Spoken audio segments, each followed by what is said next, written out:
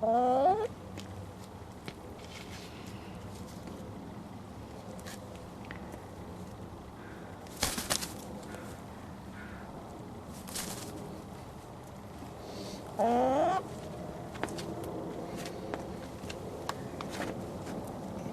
on, kitty.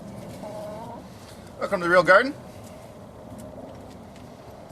Oh, we're blasting through February. Valentine's Day? How did that happen? Puxatawny Phil didn't see a shadow. And the Washington Wombat didn't see it either. Yeah, we're coming out of a little cold spell here, which wasn't too bad. And, man, I'm starting to feel the urge. Get some peas in. I always plant peas early. Too early last year. Had some problems with those snap peas. Save the snap peas for later. Get an in-nation resistant variety and plant them later than your shelling peas. And then the snow peas seem to be sort of in between.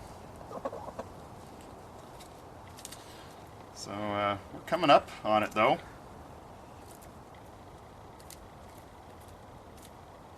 And of course we've been starting things indoors to expedite matters. In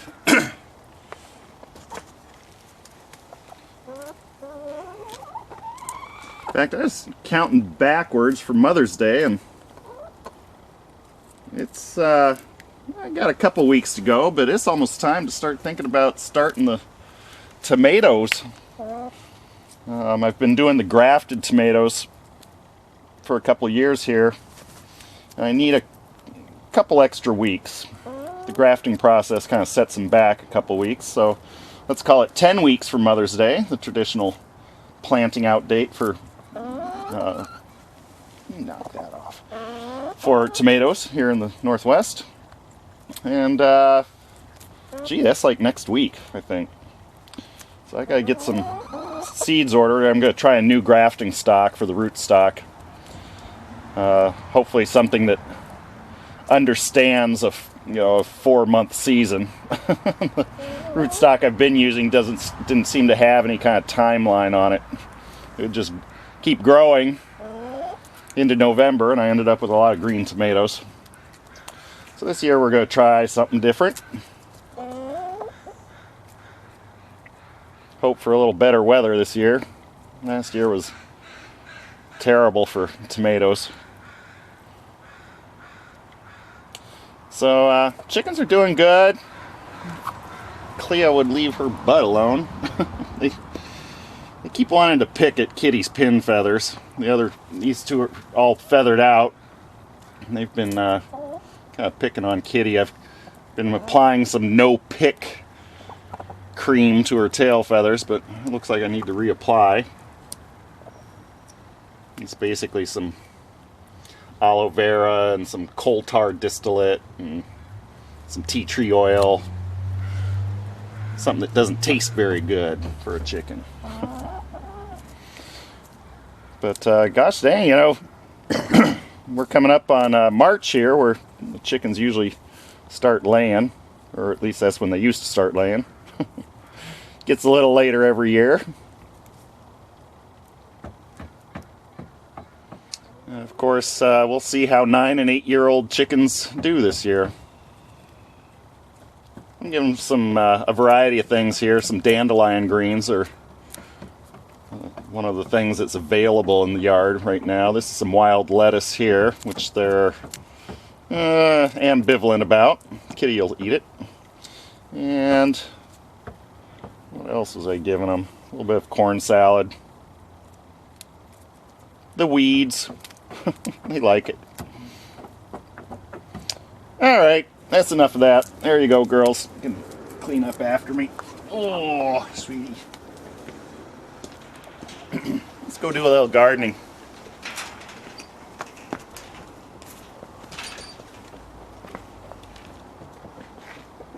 So I will say that the extra water in the greenhouse seems to have had some effect. Those black jugs in there are full of water. And even though I haven't gotten around to insulating the north side of it or getting a blanket over the front side at night, it is an enclosed area. And on these last couple days have been, sunny in the day and very cold at night. It got down to 27 in the ambient temperature. And nothing froze in the greenhouse. Some of the more tropical things I brought in and put in the basement, but the spring greens that we started fared very well. They didn't flop and dehydrate the way they do out here in the open. So I think that thermal mass is really working. It gets pretty close to freezing, but it didn't freeze completely. So I spotted my first garlic today. Almost up. I had to go looking for it. I've been planting late in the season. I didn't get the garlic in until mid-December this year, of last year. And so, it always worries me a little bit whether I've blown it or not. But right about now is when I start worrying about it and I start looking for it. And, it didn't take me very long to find one that's coming up. There's a nice little shoot. That's going to be the huge red wedding garlic, hardneck. So, if you're concerned, you can go looking for them. Just be gentle.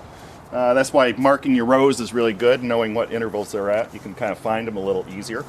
I'll go ahead and let these come up naturally. Another week or two, I'll start seeing the grid coming up.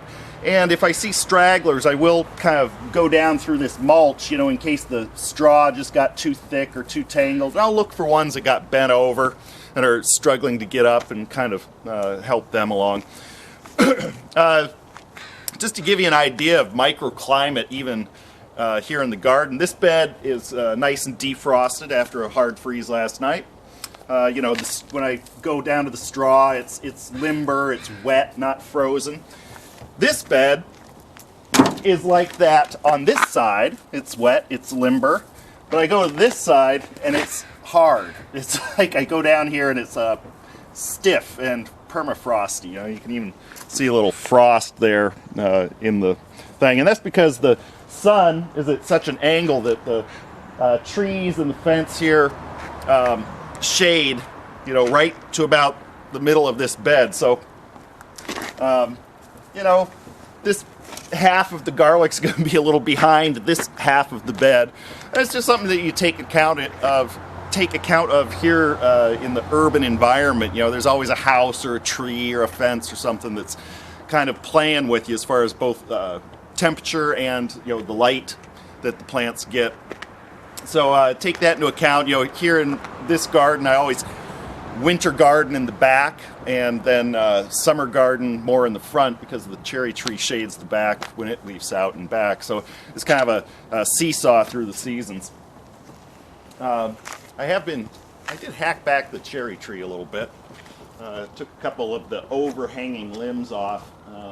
Not too much. You don't want to take too much of your trees off at any one time or it'll send up a lot of water shoots. Make a really ugly, unruly tree. But I just kind of pushed it back a little.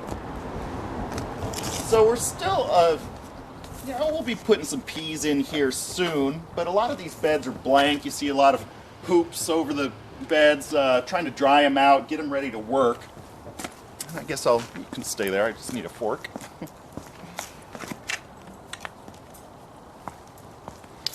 And now's a good time, when the beds are blank to just dry them out. I just spread a little bit of chicken manure here. I had some fairly fresh chicken manure. I don't really have enough mass to start a compost pile, so I'm just going to do a little sheet composting here. It's going to be a while before this bed's planted, so the manure will break down nicely without any roots to burn here.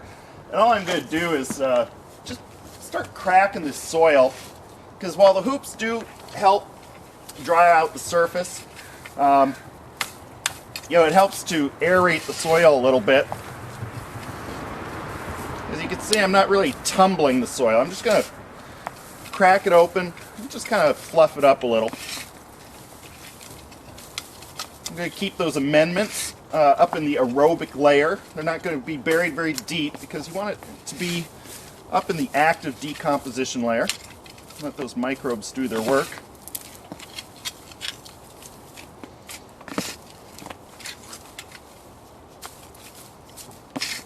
That's all I'm going to do at this point. You know, just kind of start getting a feel for your soil.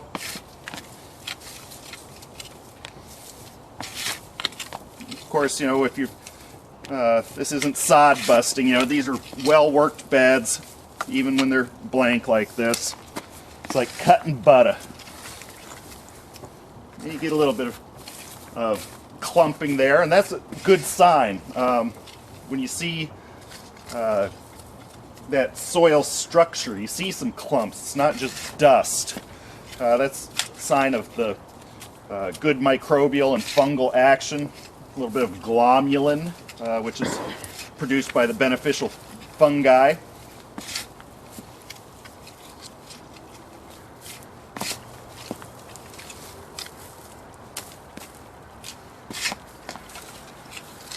So, you know, we don't have to work the whole bed here. You get the idea. Just get it aerated up a little bit. Keep it in the bed. And cover it back up. You know, keep the rains off of it. And you'll be ready to plant when the time comes. So it's pretty cold out here. So let's go inside and do some of our lab activities. Take a look at some of the things that we planted last week, see how they're doing, and start some new stuff.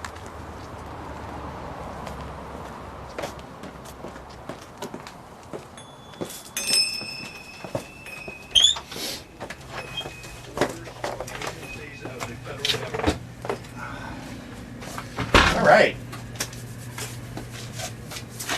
So let's do a little follow-up first, I guess.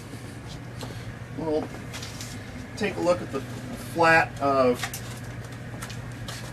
you know, mostly brassicas, but a couple other things that we planted last week. In fact, all of these are brassicas, the mustard family. So we've got a couple different things. From 2 weeks ago, we've got some pak choy, you know, the Chinese white-stalked cabbage that's starting to put out its first true leaf. If you'll recall, we planted 2 or 3 per cell. Find my tweezers. There they are. Just to ensure that we got good germination, you know, that each cell's got at least one good plant in it. And so I don't, you know, occasionally with to save space I'll do this, and then when I transplant them up I'll actually split the 2. But for this purpose I'm just picking the good one and the others go away. Go with the winners. You know, sometimes it's hard to tell. But if it's a tie game, you know, just getting that out of the way will help the other one straighten up and get bigger. They do seem to be aware of each other's presence. And, you know, like this guy got bent over. Even though he's bigger, I'm going to take him out because this guy's nice and squat. And I'm not only looking at leaves, but I'm also looking at the shoots. You know, roots, shoots, fruits. Very important to have a good stem on there. So I'm looking for that nice thick stem there. So, you know, get them weeded out, and you'll usually see a fairly significant jump in their activity when they suddenly feel a little more open, less crowding. So these are the ones that we planted last week. We've got some. This is January King cabbage. The seed was getting old, so I planted 4 or 5 seeds in each one of those. And as you can see, we're, you know, starting to get some little guys coming up. This is the purple sprouting broccoli, which is doing pretty well. The Chinese cabbage was up within days. This is like Orient Express Chinese cabbage. This is more the Napa variety of cabbage, and it's doing really well. I'm really pleased with that. And then our experimental Mibuna, which is a Japanese long-leaf mustard. Not so good, and I paid top dollar for that seed because it was one of those fancy pants seed companies, and you know, I put 2 seeds in each cell and I've only got 2 up, so that's not very good germination. Somebody's gonna get a note from me. Nah, not really. Seeds cheap, it's worth the experiment. Plant more next time. So obviously we're doing the same thing with these that we're going to do with these. You know, get them up and running, pick your winners, and get them out of the way. These guys here are just about ready for a little shot of nitrogen. We'll give them either a little fish emulsion, or you know, you can use the plant food too. It's all right. Fish food's a little stinky down here in the basement. So we'll put them back in, and what I do is I rotate these. You know, I pulled them out this way, so this time I'm going to put them in this way. That way any inconsistencies in the lighting under there, you know, they always seem to pick a spot to, you know, that has a little brighter light. It's, you know, the heliotropism, you know, they're searching for the light. And so keep them rotating so you get nice even growth. Now the other thing that we planted last week was Egyptian spinach. I started, which hadn't come up yet. I was a little disappointed, and I started thinking about it, and I realized that, Egypt's pretty hot. More ways than one lately. And so what I did was I went ahead and put that under a heat mat, and the next, like within 12 hours, I'm getting little etiolated sprouts here. They're etiolated because they weren't under bright enough light. That's why they're sort of yellow instead of green, and they're bending severely towards the light over on the side. So what I do is, here's one that's kind of bumping up but is having trouble getting out. There's a little crusting over. So kind of give them a little rinse there. Get that other cell, you know. I'm not going overboard here, because as soon as I get the seeds up, I'm actually looking to dry out the cells a little bit. You know, I water them in pretty well when I'm first planting the seed. So these are fairly wet, and then as soon as I see emergence, I try to dry them out, and that'll help prevent damping off. That's where you get a little fungus right at the soil level.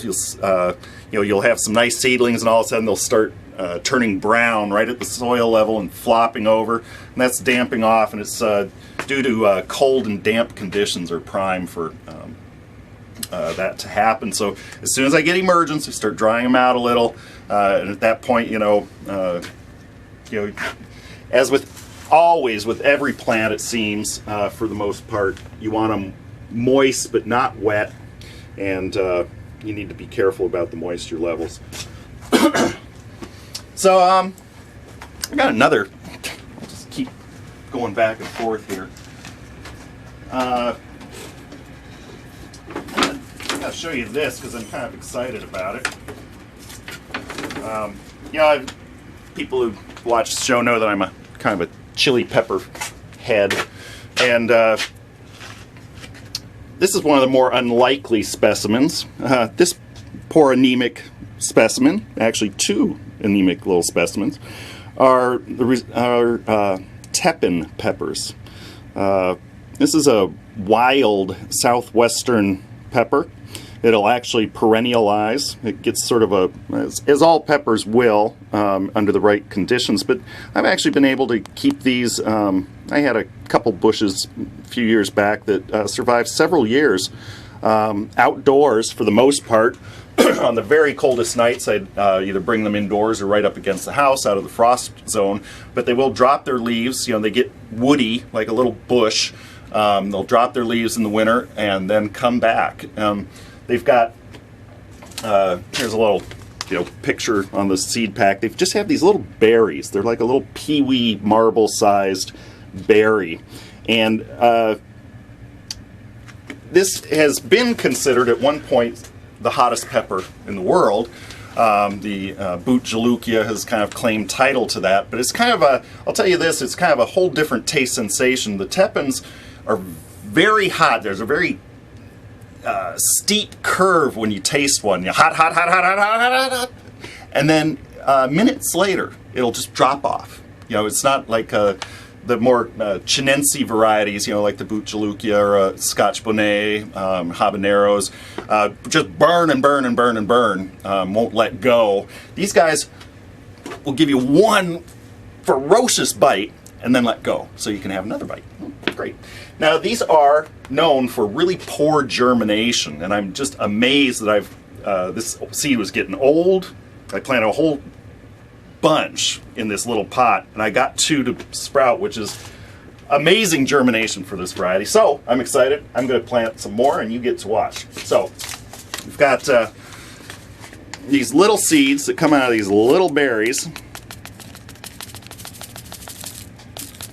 I guess those aren't so small, but fairly small for even for a pepper seed.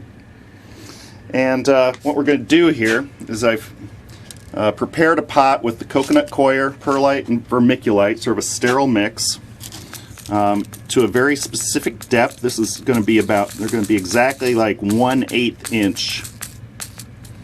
And I'm going to plant a whole bunch of them. Because out of 100, even with a fresh pack of seed, if you plant 100 of these and you get one to come up, you're doing pretty good. Now, one thing I did notice is that they recommend, temperatures of 85 to 90 during the day, 60 during the night to simulate day and night. As all chili peppers theoretically like 85-degree temperatures and up to 90. And but these really, I just put them on the normal heat pad because I didn't have my incubator up and running yet. And so these were running at about 70 probably soil temperature. And I got germination within 10 days. So I'm thinking maybe, wild pepper, might, maybe it's not like the other chilies. Maybe it actually likes a little cooler temperature. So I'm putting just, maybe not even 1/8. Let's call it 3/32 of an inch of this coconut coir, small perlite, small vermiculite, just a little bit on there, and kind of make sure it's even, tamp down for some good soil contact. And then I'm using this this is the chick grit, the #1 chick grit. It's the smaller size of granite. This is what you give chickens for their gizzard. I'm going to put just like a single layer of this small stuff. It provides like a mineral mulch, which keeps the soil temperature or soil moisture just at about the right level there. And we'll put just more on there. And then mist them in.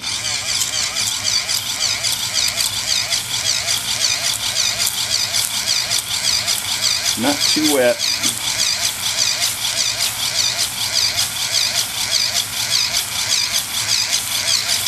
And what we're going to do is we put these in a Ziploc bag and zip it up, put it on the heat mat. That'll help bring the heat up. It'll also keep the moisture exactly where it is right now, and because you don't want peppers too wet during germination. You just want the right amount, and hopefully we can get these up and growing.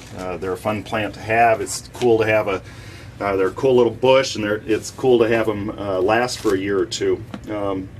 The ones I had actually died during a very dry winter. I didn't water them enough. They do like to be dry during the winter, during dormancy, but these got too dry. I don't think it was the cold that killed them at all. Lastly, let's take a look at, we haven't had the artichokes emerge. We planted some of those last week. And I was talking about duds, how, artichokes are kind of weird when they come up. And here's some that have been just on cotton. I soaked them all, planted about 16 of them, and then put the rest on cotton to see, what kind of germination I was getting. I did plant up a bunch of these that looked good, but like here's one You know, this is a bad tendency for a plant. The root is stuck inside the leaf casing. You know, the leaf emerged rather than the root first. Not a good sign. And here's one, you know, where the root just isn't, something's wrong with the root. We've got some sort of bad mutation going on here. Oftentimes I've even seen these things try to come up upside down. You know, so this part's like burrowing down into the ground and the roots sticking up in the air. I've also seen albinoism in artichokes, which is obviously a bad thing for a chlorophyll producing plant. So you do have to pick your winners. Now some of the, you know, there's one kind of a weird one, but like one like that, I did a big nursery pot where I took you know, a bunch of these that were doing it, and I just put them in a gallon nursery pot to see if, you know, any of them happen to be winners.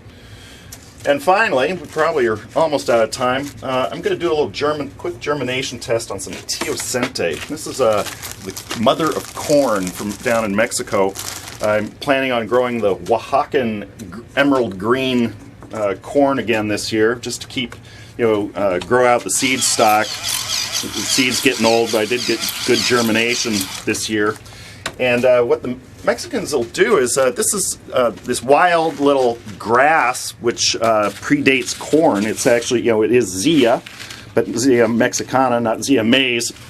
And so this is a precursor to corn, and the Mexicans will leave this in the fields to, it will crossbreed. They say it strengthens the genetics of the corn to have a little bit of that wild pollen in. So we'll put that on the heat mat, see whether they sprout. We're just about out of time. You can email me if you want, therealgarden@yahoo.com. That's all one word in lowercase. You can also call me after the show. I listen for the phone after the Tuesday evening show. You can also visit that new website, therealgarden.com. I'm trying to put something new up every week, and we'll see you next week.